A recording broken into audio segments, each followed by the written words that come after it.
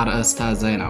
በዛሬው ዕለት በአማራ ክልል በአራቱም አቅጣጫዎች ከባባድ ተጋድሎዎች የተደረጉ ሲሆን በዚህም ፋኖ ታላላቅ ድሎችን ሲቀዳጅ፣ በአንጻሩ ደግሞ የአገዛዙ ኃይል ከወደ ፋኖ የተሰነዘረበትን እርምጃ መቋቋም አቅቶት ከባድ ኪሳራን አስተናግዶ ውሏል።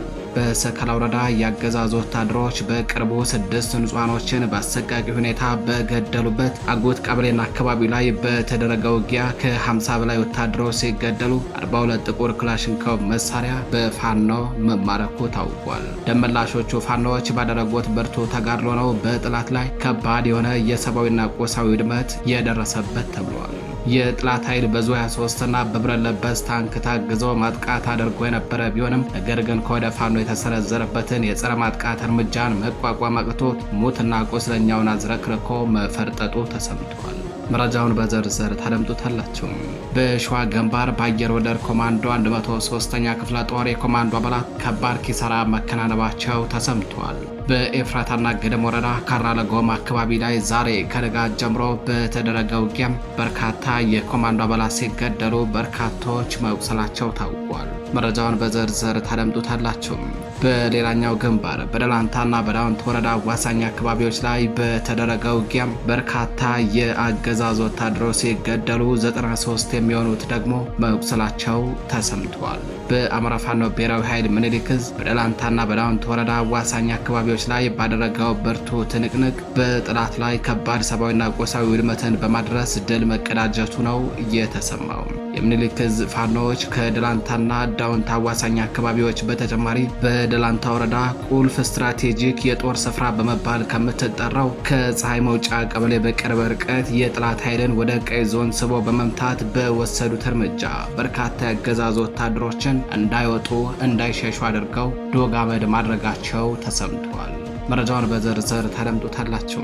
ሰላም ጤና ይስጥልኝ። የተከበራችሁ የምረብ ሚዲያ ቤተሰቦች እንደምን ዋላችሁ፣ እንደምን አመሻችሁ። ከምረብ ሚዲያ የዛሬ ህዳር 27 2018 ዓ.ም ዕለታዊ መረጃዎችን አጠናቅረን ይዘን ቀርበናል። መረጃዎቻችን ለብዙዎች ተደራሽ እንዲሆኑ ቻናሉ ላይክ፣ ሰብስክራይብ እንዲሁም ሼር ማድረጋችሁን እንዳትዘነጉ። አብራችሁን ቆዩ።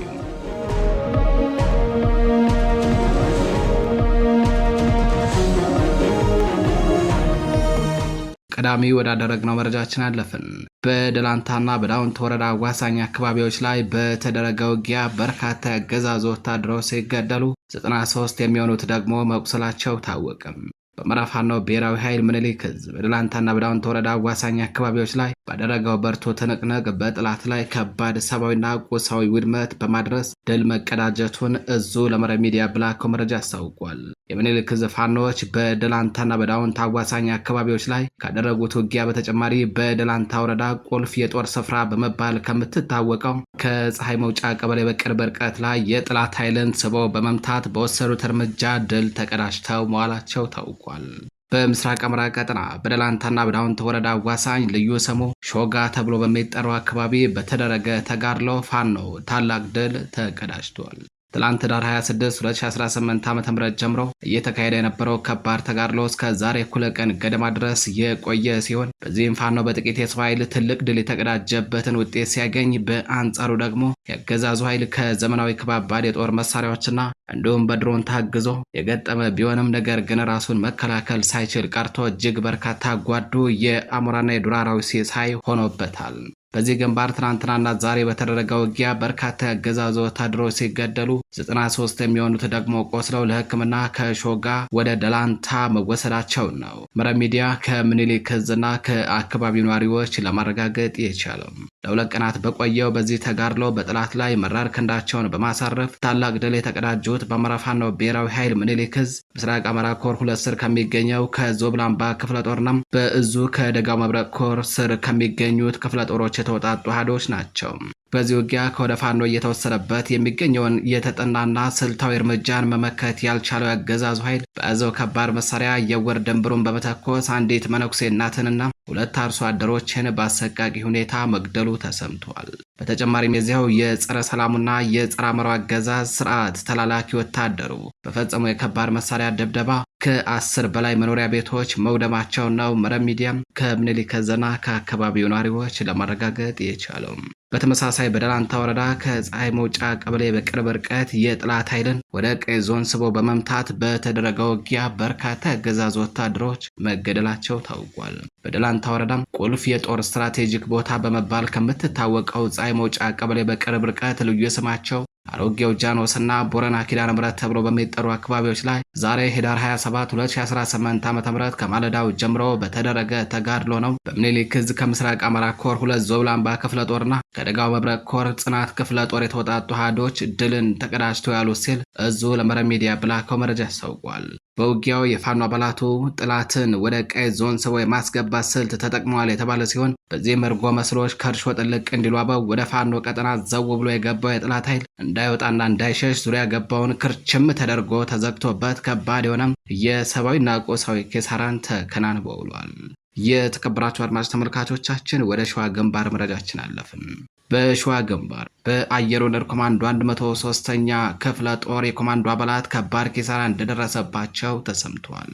በኤፍራታና ገደም ወረዳ ካራ ለጎማ አካባቢ ላይ ዛሬ ከንጋት ጀምሮ በተደረገ ውጊያ በርካታ የኮማንዶ አባላት ሲገደሉ በርካታዎች ደግሞ መቁሰላቸው ታውቋል። በአማራ ፋኖ ብሔራዊ ኃይል ደቡብ አማራ ቀጠና ሳምነው ዕዝ አጼ ዘርዓ ያዕቆብ ኮር 77 ክፍለ ጦር ዛሬ ህዳር 27 2018 ዓ.ም በኤፍራታና ገደም ወረዳ ባደረገው ተጋድሎ ታላቅ ድል ተቀዳጅቶ መዋሉን መረብ ሚዲያ ከኮሩ ህዝብ ግንኙነት ክፍል ለማረጋገጥ ችሏል። በወረዳው ካራ ለጎማ ቀበሌና አካባቢ ላይ ዛሬ ሙሉ ቀን በተደረገ ውጊያ በአየር ወለድ ኮማንዶ 103ኛ ክፍለ ጦር የኮማንዶ አባላት ከባድ የሆነ የሰብአዊና ቁሳዊ ኪሳራ እንደደረሰባቸው ነው የታወቀው።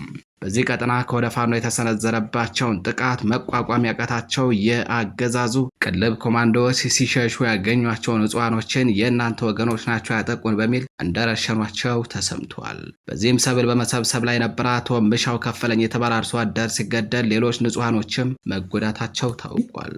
ወደ ምዕራብ አማራ ቀጠና መረጃችን አለፍን። በሰከላ ወረዳ የአገዛዙ ወታደሮች በቅርቡ 6 ንጹሃኖችን በአሰቃቂ ሁኔታ በገደሉበት አጉት ቀበሌና አካባቢው ላይ በተደረገ ውጊያ ከ50 በላይ ወታደሮች ሲገደሉ 42 ጥቁር ክላሽንኮቭ መሳሪያ መማረኩ ታውቋል። ደመላሾቹ ፋኖች ባደረጉት ብርቱ ተጋድሎ ነው በጥላት ላይ ከባድ የሆነ የሰብአዊና ቁሳዊ ውድመት የደረሰበት። የጥላት ኃይል በዙ 23ና በብረት ለበስ ታንክ ታግዞ ማጥቃት አድርጎ የነበረ ቢሆንም ነገር ግን ከወደ ፋኖ የተሰነዘረበትን የጸረ ማጥቃት እርምጃን መቋቋም አቅቶት ሞትና ቁስለኛውን አዝረክርኮ ፈርጥቷል።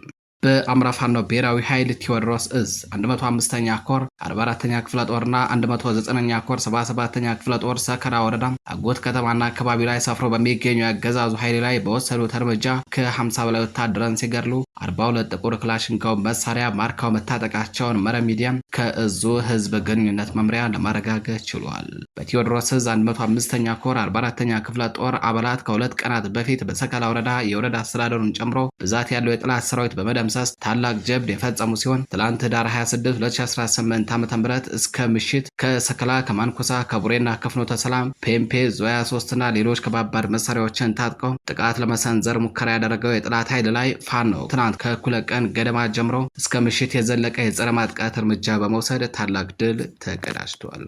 በዚህ ውጊያ ከ50 በላይ አገዛዙ ወታደሮች ሲገደሉ በርካቶች መቁሰላቸው ነው የታወቀው። የተረፈው ኃይል ሙትና ቁስለኛውን ሳያነሳ የፈረጠጠ ሲሆን ነፍሱ ያልወጣው ቁስለኛ ወታደርም የሚያነሳው ጠፍቶ በየጥሻው ወርቆ የዱር አራዊት ቀለብ ሆኖ ቀርቷል። በውጊያው ሙትና ቁስለኛ ከተደረጉ የጥላት ወታደሮች በተጨማሪ 42 ጥቁር ክላሽንኮቭ መሳሪያና በ10 ሺዎች የሚቆጠር ተተኳሽ በፋኖ መማረኩ ተረጋግጧል። ትላንት በሰከላ ወረዳ ጉትና አካባቢ ላይ ከኩለ ቀን ጀምሮ እስከ አመሻሹ በተካሄደ ውጊያ ከባድ የሆነ የሰብአዊና ቁሳዊ ኪሳራን የተከናነቡት የጸረ አማራው አገዛዝ ወታደሮች ከቀናት በፊት በዚሁ አጉት ቀበሌ 6 ንጹሃኖችን በአሰቃቂ ሁኔታ መግደላቸውን መረብ ሚዲያ በወቅቱ መዘገቡ አይዘነጋም። በሌላኛው መረጃችን በምዕራብ ጎንደር ዞን መተማ ወረዳ አሻሜት ቀበሌ ቧንቧ ተብሎ በሚጠራው አካባቢ ፋኖ ባደረገው አውደ ውጊያ ታላቅ ድል ተቀዳጅቶ ውሏል። አማራ ፋኖ ብሔራዊ ኃይል ሰሜን አማራ ቀጠና በላይ ዕዝ 4ኛ ደጃዝማች ኮር ከሁሉም ክፍለ ጦሮች የተወጣጣና የኮሩ ልዩ ጥበቃ በጋራ በመሆን በዘራፊው የብልጽግና ሰራዊት ላይ ጥብቅ እርምጃ ወስደዋል። በመተማ ወረዳ አሻሜት ቀበሌ ቧንቧ በተሰኘ ልዩ ቦታ በአማራ ፋኖ ብሔራዊ ኃይል በላይ ዘለቀ ዕዝ ደጃዝማች 4ኛ ኮር የአርሶ አደር የጦር መሳሪያ ዝርፊያ ተሰማርቶ የነበረውን የአብይ አህመድ ፋሽስታዊ ታጣቂ ላይ ከባድ ጥቃት በመሰንዘር ድል ተቀዳጅቷል። የተከበራችሁ የመረብ ሚዲያ ቤተሰቦች ለዛሬ ህዳር 27 2018 ዓ.ም ይዘናቸው የነበሩት መረጃዎቻችን እነዚህን መስሎ ነበር። መረጃዎቻችን ለብዙዎች ተደራሽ እየሆኑ አይደለም። ስለሆነም ቻናላችንን ላይክ፣ ሰብስክራይብ እንዲሁም ሼር በማድረግ መረጃዎቻችን ለብዙዎች ይደርሱ ዘንድ እንድትተባበሩን ከወዲሁ በትህትና እንጠይቃለን።